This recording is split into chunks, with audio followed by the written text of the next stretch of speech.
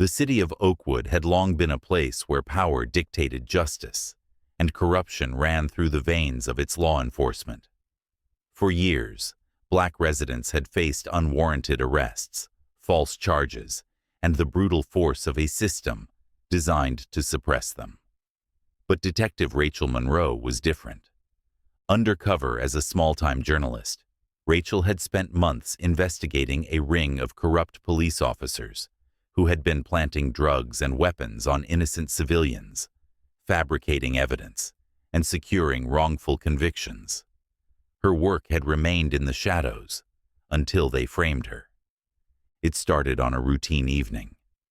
Rachel had just finished interviewing a community activist about recent police misconduct when two patrol officers, Lieutenant Daniel Crow and Sergeant Mark Benson, pulled her over. Their demeanor was hostile from the beginning. Crow, a man with decades of unchecked power, smirked as he leaned into her window. "License and registration, ma'am. Mind stepping out of the vehicle?" His tone dripped with fake politeness. Rachel, ever composed, complied, her FBI badge tucked safely in her purse. She had no reason to be worried until Benson opened her trunk without permission and whistled. "Well, well, what do we have here?" Benson held up a sealed bag of cocaine. Rachel's stomach tightened. She knew the drill. This wasn't their first time planting evidence, and she wasn't their first victim. But what they didn't know was that she wasn't just another target. She was their reckoning. Arrested on the spot, Rachel kept her composure as she was booked and processed, her fingerprints taken, her mugshot captured. The officers believed they had another easy win, another black face to parade as a criminal. But Rachel knew better. Locked in a cold holding cell, she studied the situation. She was stripped of her possessions, cut off from the outside world, but she wasn't powerless. She carefully observed the officers as they moved around the precinct, noting their conversations, their confidence, their arrogance. They had no idea who they were dealing with. She was placed in general population overnight, and the looks she received from fellow inmates told her she wasn't the only one who had suffered under these cops. She struck up conversations, gathering more names, more details of those who had been falsely accused. The pieces were coming together. The trial moved fast, thanks to a prosecution team that conveniently ignored inconsistencies in the evidence. The cocaine was in an unmarked bag, with no fingerprints. The dashcam footage from Crow and Benson's cruiser had mysteriously disappeared. And yet, the judge denied Rachel's defense attorney's request to dismiss the case.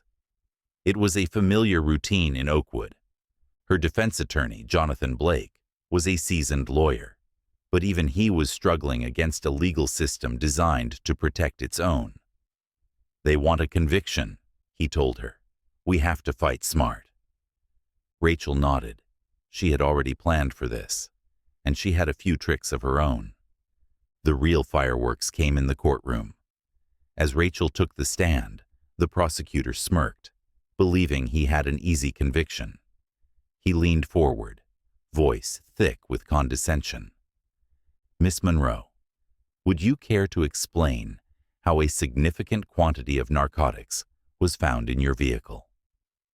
Rachel tilted her head, her expression unreadable. Then, with a slow, deliberate movement, she pulled out a file from under the defense table and set it before her attorney. "I would," she said calmly. "But first, I'd like to introduce some new evidence."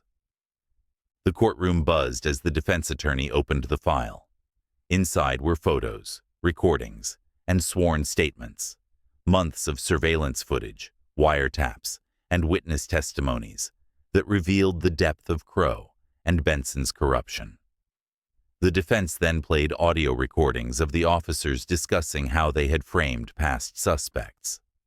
But the real bombshell came when Rachel reached into her pocket and flashed her badge.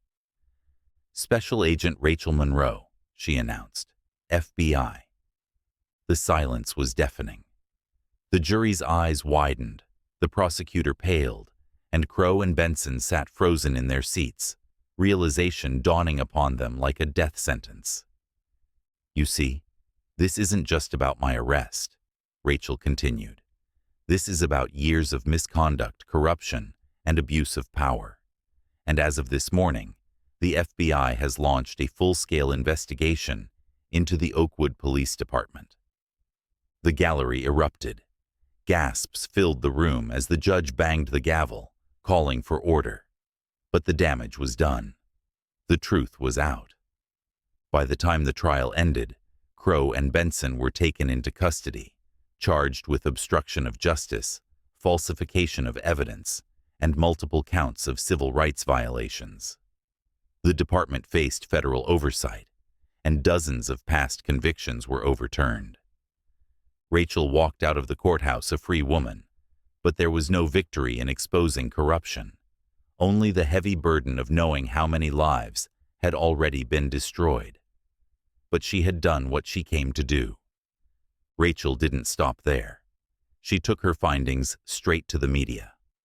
News outlets ran headline after headline about the corrupt officers and their decades of abuse. Protesters flooded the streets of Oakwood, demanding justice for those still imprisoned under false charges. The mayor, under intense pressure, was forced to overhaul the police department.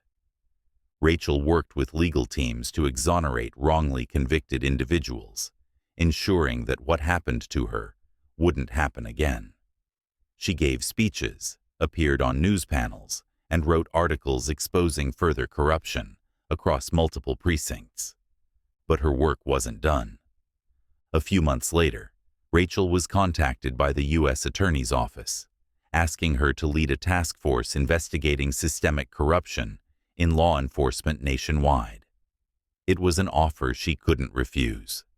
She knew that for every corrupt officer she exposed, another innocent life could be saved from wrongful prosecution. As she sat in her new office in Washington, D.C., reviewing case files, her phone buzzed. It was an anonymous tip about another precinct engaging in the same illicit tactics. She smirked. Another fight was waiting for her, and she was ready.